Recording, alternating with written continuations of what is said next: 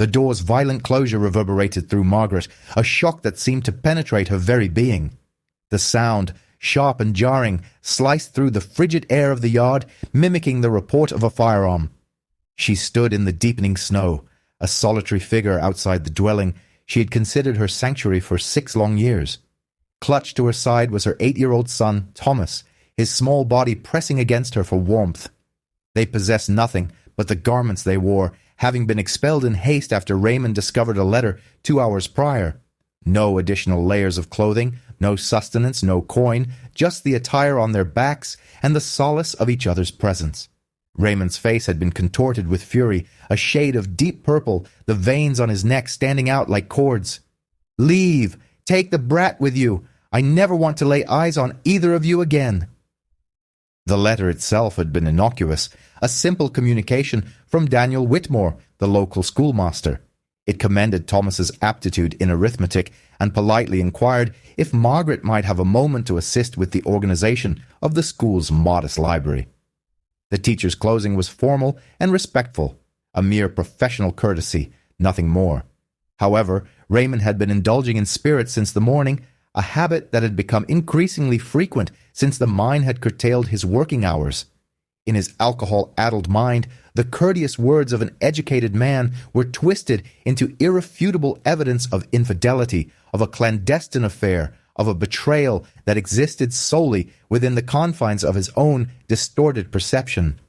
Margaret had attempted to intercede, to appeal to his sense of reason, but Raymond was beyond such appeals.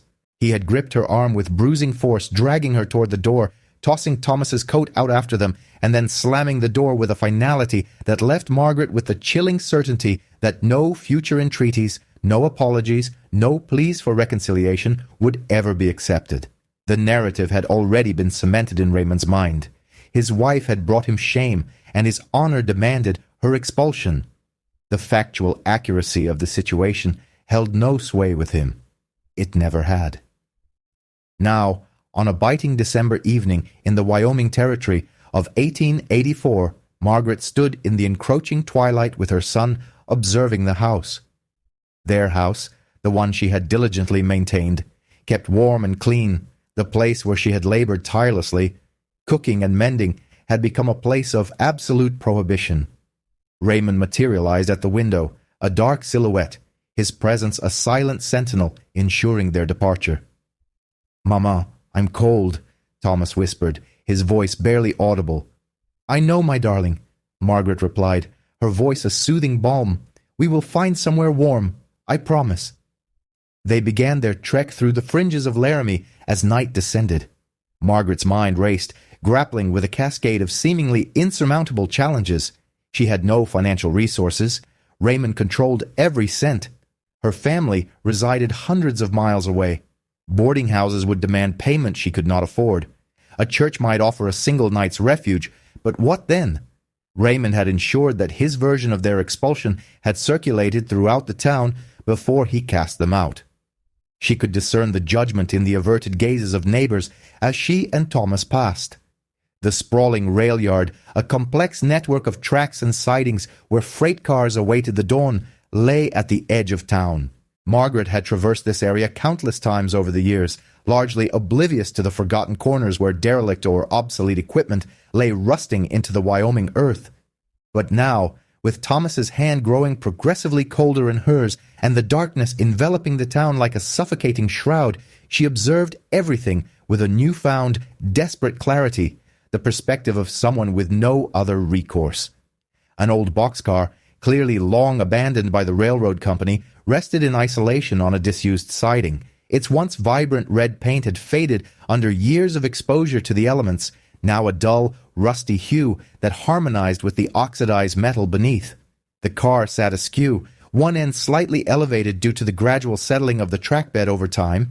Weeds, brown and withered in the winter chill, grew around its wheels, undeniable evidence that this car had not been moved in an exceptionally long period. The snow surrounding it bore no recent footprints, no indication of recent activity or care. It was as abandoned and neglected as Margaret and Thomas now found themselves. "Stay here," Margaret instructed Thomas, leaving him momentarily beside a stack of railroad ties while she approached the boxcar. Her heart pounded with apprehension as her hand reached for the door. What if it was already occupied? What if it was locked? What if its structural integrity was compromised, rendering it unfit for shelter? The sliding door initially resisted, frozen shut by rust and ice, then, with a piercing shriek, scraped open 6 inches, a sound that made her flinch. She pushed harder, creating an opening a foot wide, just enough to slip through. Inside, a profound darkness and the mingled sense of aged wood and metal greeted her. Yet it was dry, remarkably so, and blessedly empty, a haven of forgotten solitude. The wooden floor beneath her feet felt solid, surprisingly intact, despite the passage of years. Visibility was minimal in the gloom, but what she could discern appeared promising. She returned for Thomas, and together they ascended into the car, Margaret boosting him first and then pulling herself through the aperture. She left the door ajar, conserving the dwindling light to navigate their surroundings. The car was approximately 30 feet in length and 8 feet in width, larger than many of the homestead cabins she had encountered. The wooden floor remained sound throughout, devoid of significant holes or decay. Gaps appeared in the walls where the boards had contracted over time, allowing thin shafts of fading daylight to penetrate, resembling distant stars in a twilight sky. However, the roof appeared secure. No snow had accumulated on the floor, and no signs of water damage were visible overhead. "Is this where we will be staying?" Thomas inquired, his voice a fragile whisper in the cavernous space. "Yes," Margaret affirmed, the decision solidifying as she spoke. "This is our new home." That first night, they huddled together in the corner furthest from the door, enveloped by Margaret's shawl and coat, with Thomas's smaller jacket layered over them both. The biting cold seeped through every seam in the walls. The wind found its way inside, rustling their makeshift bedding. Margaret remained awake, her mind relentlessly planning. As the pale dawn light filtered through the cracks, Margaret assessed their temporary dwelling with a critical eye. The boxcar, constructed for transporting goods across the vast frontier, possessed inherent sturdiness. Its wooden slat walls were thick, and its iron framework was robust. The spaces between the boards could be sealed. The door could be secured. The floor, elevated above the ground, would offer protection from ground moisture and a degree of insulation from the cold. This arrangement could work. It had to work. "Thomas," she said, her voice firm, "I need you to be exceedingly brave and remarkably clever. Can you manage that?" He nodded, his young face etched with the gravity of their predicament. "We are going to transform this into a proper home, but first we require provisions, and I have no money, so we must be resourceful." The town's refuse heap lay roughly a mile from the rail yard, a burgeoning accumulation of society's discarded remnants, a place most respectable individuals avoided. Margaret had never given it much thought before. A person of her standing did not rummage through garbage. However, respectability had become a luxury she could no longer afford. Now she approached it with the keen eye of a prospector examining a rich vein of ore, discerning value where others saw only waste. What others had cast aside, she would repurpose. What society had discarded, she would transform into instruments of survival. They made numerous journeys that initial day. Thomas, despite his frigid, stiffened fingers, assisted in dragging and carrying their findings. A cracked mirror, its frame mostly intact, a single corner spider-webbed, but the remainder perfectly serviceable. Sections of burlap sacking, suitable for stuffing into wall gaps for insulation. Newspapers, invaluable for both insulation and future kindling, their pages yellowed but dry. A bent iron pot with a hole in its base that could potentially be mended. Remnants of wool fabric from someone's abandoned sewing endeavor, moth-eaten in places but usable. A length of rope, frayed at one end but still strong. Nails scattered amidst the dirt and ash. Thomas proved particularly adept at locating these, his young eyes sharp and his small fingers nimble. 3 boards from a fractured crate, their solid pine beneath the accumulated dirt. Half a candle, scarcely used, likely dropped and lost. A tin cup with a dented side. Buttons, scattered like seeds. Wire, bent and twisted, yet still functional. Within the rail yard itself, beyond the boxcar, Margaret discovered further treasures concealed in the snow and shadows. a wooden pallet, its dimensions perfectly suited for constructing a raised sleeping platform if she could devise a method to utilize it. Chunks of coal that had fallen from freight cars during the loading process. She and Thomas collected these as if they were precious gems, filling their pockets until the weight became noticeable. Straw that had escaped from livestock cars, dirty but dry, offering vital insulation. An old tarp, torn along one edge, but still serviceable, its heavy canvas capable of retaining heat. Broken crates in various states of disrepair, some pieces still salvageable. A metal bucket with a rusted bottom, useless for holding water, but potentially valuable for other applications. Each item was meticulously evaluated, considered, and either transported back to the boxcar or discarded. Margaret's mind actively catalogued potential uses. This could serve that purpose. This could be combined with that to create something entirely new. Poverty was a rigorous instructor, teaching her to perceive potential in every object. The boxcar began to undergo a transformation. Margaret meticulously stuffed the burlap sacking into the largest apertures between the wall boards, pressing it deep and securing it with nails from their collected hoard. She layered newspapers over the burlap on the interior, creating an insulating barrier. The work was arduous and cold, her fingers stiff and aching. Yet, she persevered. Thomas assisted wherever he could, his small hands useful for reaching into confined spaces.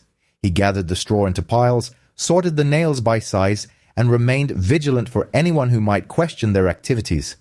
However, the rail yard was quiet during the winter months, and their secluded corner attracted no unwelcome attention. Fire represented their most significant challenge, the single element that could distinguish between survival and demise. Margaret possessed matches, 3 of them, discovered in her coat pocket from some forgotten errand weeks prior.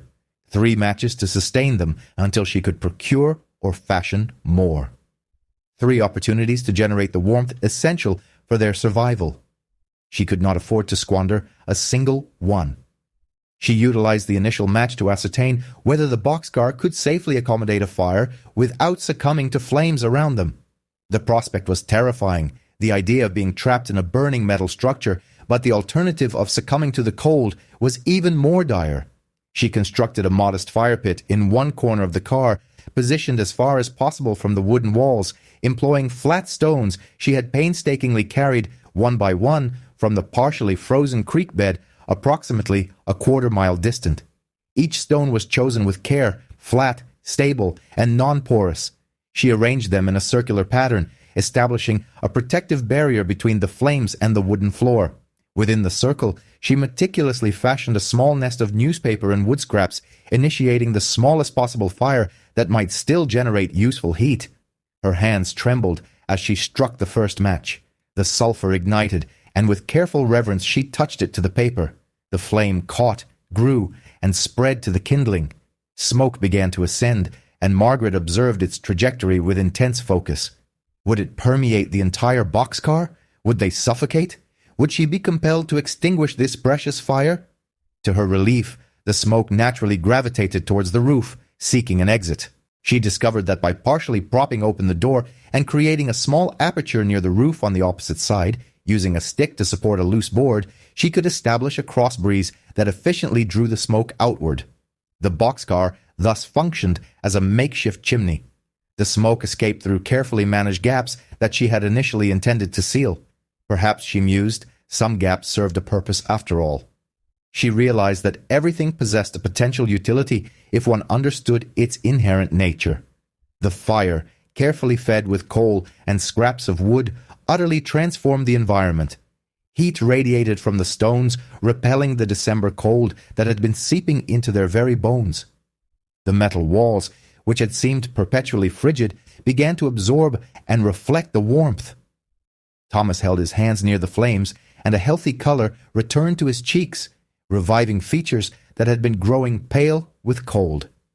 Margaret meticulously rationed their coal, burning only enough to take the deadly edge off the chill, allowing the fire to diminish at night to conserve fuel, and rekindling it each morning with her precious remaining matches.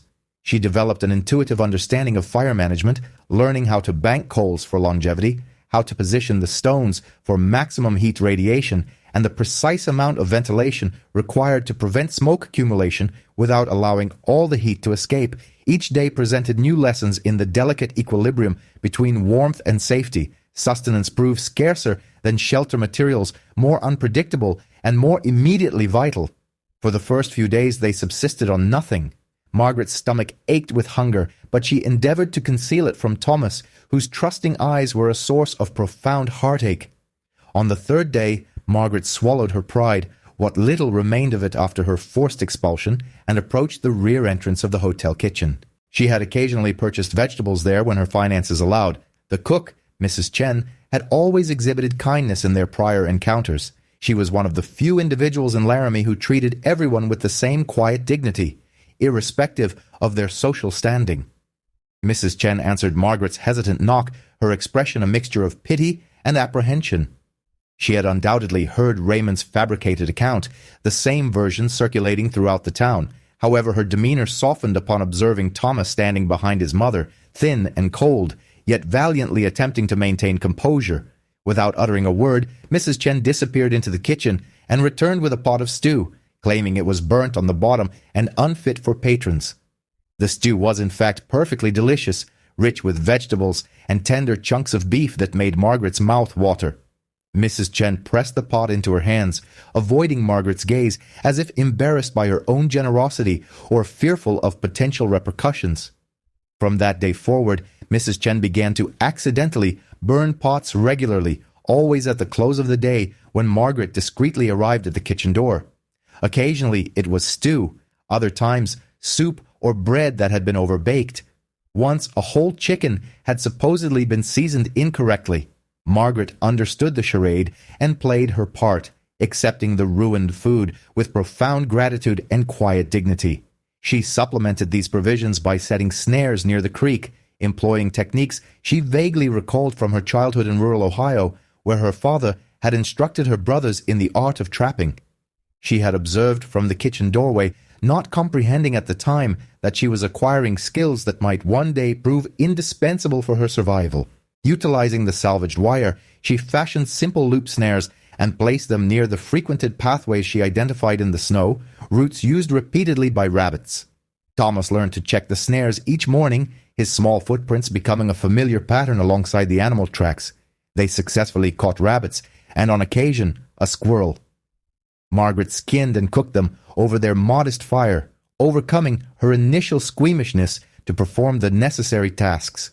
She meticulously preserved every part of each animal, the meat for consumption, carefully portioned to ensure it lasted, the pelts for warmth, cleaned, dried, and added to their growing collection of insulating materials, the sinew for binding and sewing, and the bones for broth, boiled until they yielded every last nutrient, then saved for potential tools or fishing hooks. Nothing could be wasted. Every scrap held intrinsic value. The boxcar continued its transformation. Employing the wooden pallet and boards procured from the dump, Margaret constructed a raised platform for sleeping. She filled the space beneath with straw for insulation, creating an air gap between them and the frigid floor. Atop this, she layered every scrap of fabric they had found, piecing together wool remnants with thread painstakingly extracted from burlap sacking. Newspapers were placed underneath for additional insulation, and finally, the tarp served as the uppermost layer. It was not a luxurious arrangement, but it retained heat far more effectively than the bare floor had. She organized their meager possessions using broken crates stacked and secured against one wall. Each item they owned had its designated place: the bent pot for cooking, Thomas's found tin cup, their precious store of coal, the candle stubs, the nails, and the rope. This systematic organization imparted a sense of home rather than mere refuge to the confined space. The cracked mirror was affixed to the wall using rope and nails. When illuminated by lamplight, a small oil lamp for which she had bartered rabbit pelts with a sympathetic shopkeeper, the boxcar appeared almost inviting, the light amplified by the reflection. Thomas proved invaluable in unexpected ways. His small stature allowed him to crawl beneath the boxcar to retrieve items that had slipped through gaps or to stuff insulation into areas she could not reach. His keen eyesight spotted useful items that others would overlook: a spool of wire that became a tool for hanging objects, a metal tin that served as a container for their matches, and a book with water-damaged pages that provided both kindling and reading material. "Mama, look," he exclaimed one afternoon, holding up a slate retrieved from the dump. One corner was chipped, but the majority of it remained intact for his lessons. Margaret felt tears welling in her eyes. Amidst their struggle for survival, her son was contemplating his education. "That is wonderful, Thomas," she replied. "We will ensure you do not fall behind." She began his instruction in the evenings by lamplight, using the slate and a piece of chalk she had bartered for. They read from the water-damaged book, a volume of poetry, incongruous in their boxcar dwelling, yet undeniably beautiful. Thomas practiced his letters and numbers while Margaret focused on enhancing their shelter. As December deepened into January, Margaret sealed more gaps, refined their fire ventilation system, and constructed a small ice chest using a crate lined with snow to preserve their scant provisions. She fashioned a curtain for the doorway from layers of burlap and fabric, creating a rudimentary airlock to minimize drafts. The transformation was remarkable. What had been a frigid, empty boxcar now featured distinct zones: a sleeping area with their raised platform, a cooking and dining space near the fire pit, storage along one wall, and even a small alcove designated as Thomas's area where his slate and books were kept. Margaret introduced small touches that elevated the space beyond mere necessity. She arranged their few possessions with care. She swept the floor daily with a broom fashioned from bundled twigs. She hung a small cluster of dried grass on the wall, not for utility, but for its decorative appeal, a subtle reminder that beauty held value even in hardship.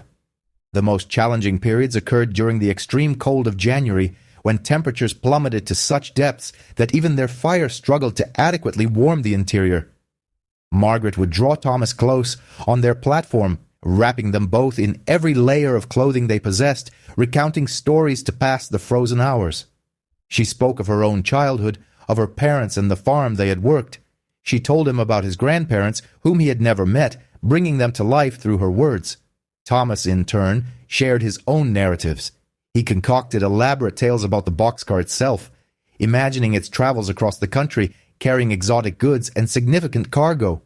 In his stories, their home had journeyed to California and back, to the Pacific and the Gulf, witnessing marvels they could only envision. These stories provided warmth as effectively as their fire. They established routines that lent a semblance of normalcy to their existence. Mornings began with rekindling the fire and checking the weather. If conditions permitted, Thomas would inspect the snares, while Margaret melted snow for water and prepared whatever food they had.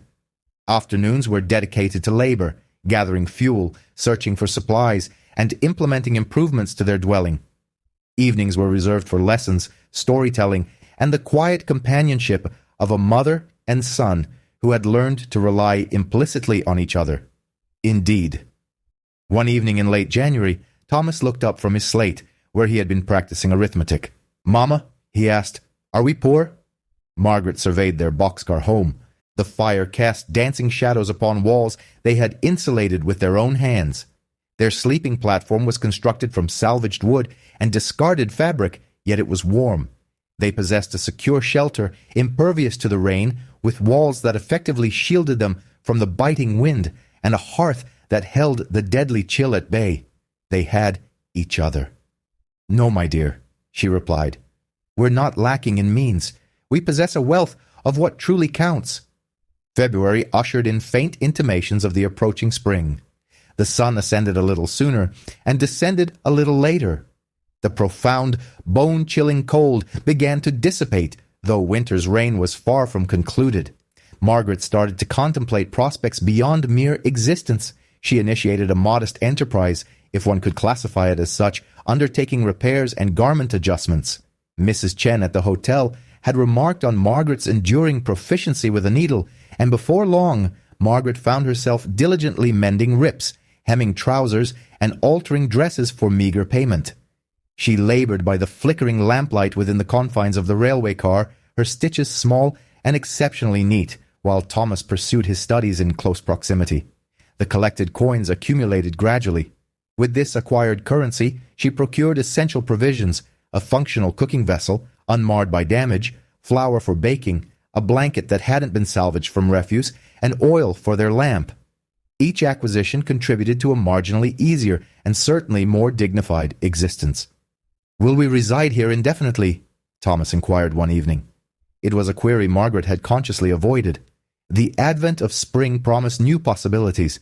She could leverage her modest savings to secure lodgings elsewhere, perhaps pursue employment as a seamstress or a domestic cook. They could abandon this railway car and reintegrate into society in a conventional manner. However, this railway car represented a sense of ownership that had been absent since Raymond's forceful eviction. She had meticulously crafted every comfort within its confines with her own hands. She had transformed a derelict freight car into a dwelling. Here, she was answerable to no one. Here, she and Thomas were secure. "I cannot say for certain that it will be forever," she responded with caution, "but we will remain for as long as it's necessary. This is our sanctuary now, and its security is absolute." As winter's grip relented, Margaret commenced formulating plans for spring enhancements. She envisioned establishing a small cultivated plot adjacent to the railway car, nurturing vegetables to augment their sustenance. She could further enhance the comfort of the railway car, perhaps by sourcing materials to construct suitable furnishings.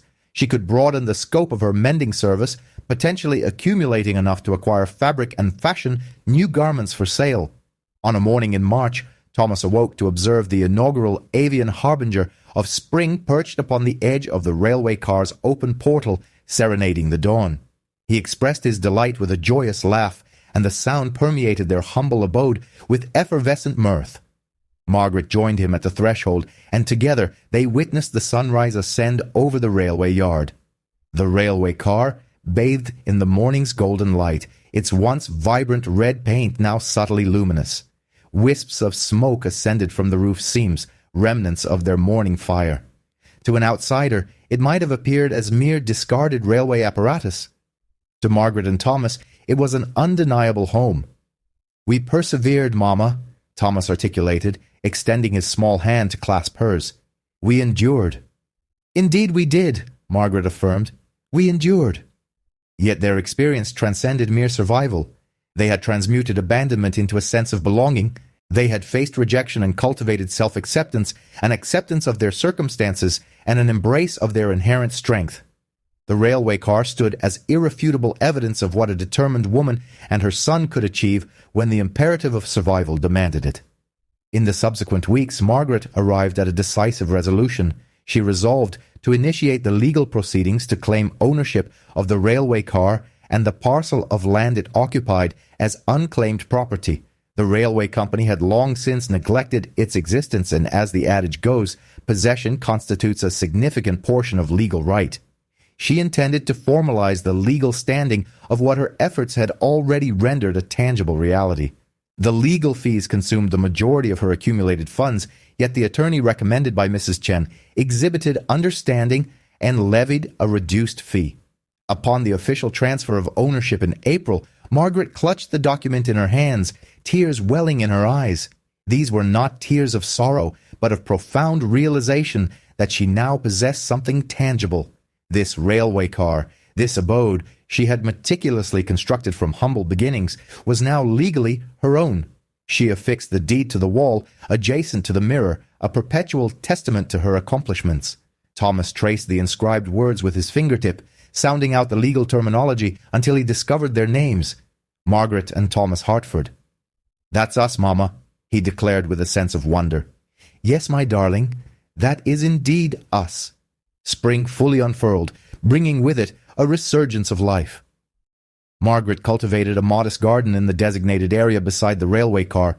She bartered her sowing services for seeds and observed with deep satisfaction as verdant shoots emerged from the earth.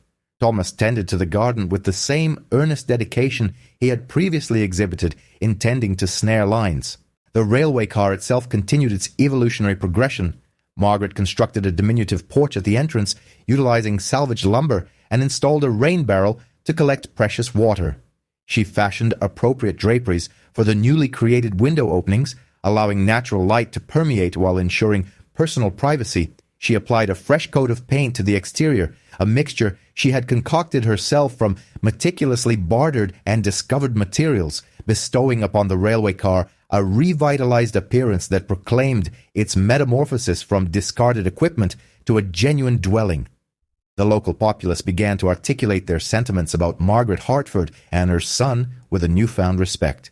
The initial public outcry had subsided, supplanted by a grudging admiration. She had weathered a winter within a railway car, successfully raised her son, established a thriving enterprise, and emerged not vanquished, but demonstrably stronger. Even those who had initially given credence to Raymond's accusations started to harbor doubts. A woman capable of transforming a railway car into a home could hardly be the frail, morally compromised individual Raymond had depicted. Raymond himself departed from the locale that spring in pursuit of speculative gold discoveries in Colorado. Margaret experienced no emotional resonance upon hearing this news. He represented a bygone era, a chapter she had decisively closed the moment she had stepped into the railway car and resolved to make it her home. On a balmy evening in May, Margaret and Thomas occupied their modest porch, observing the sunset imbue the Wyoming sky with hues of crimson and amethyst. The railway car behind them shimmered in the fading light, solid and undeniably real. Smoke from their cooking fire ascended skyward, carrying the savory aroma of the rabbit stew Thomas had skillfully prepared. "I find our home quite agreeable," Thomas stated with simple sincerity. "As do I," Margaret concurred. The Iron Haven had served as their sanctuary throughout the most challenging winter of their lives. It had functioned as their bastion against the gnawing pangs of hunger and the judgmental gaze of society. However, it had evolved into something far exceeding mere shelter. It had become a testament to their capacity to surmount any adversity, that they possessed the ability to imbue discarded remnants with value, that they could forge a life defined by their own unwavering principles. The railway car, situated at the periphery of Laramie's rail yard, would endure for years to come, eventually serving as a nucleus for a collection of similar structures as others recognized the profound truth Margaret had so compellingly demonstrated, that true home is not a gift bestowed by others, but a creation forged through personal endeavor, unwavering resolve, and profound affection. And within that repurposed railway car, as twilight descended upon the Wyoming territory, a mother and her son found repose in this sanctuary they had painstakingly constructed, secure in the unshakable knowledge that regardless of the trials that lay ahead, they possessed the fortitude to confront them.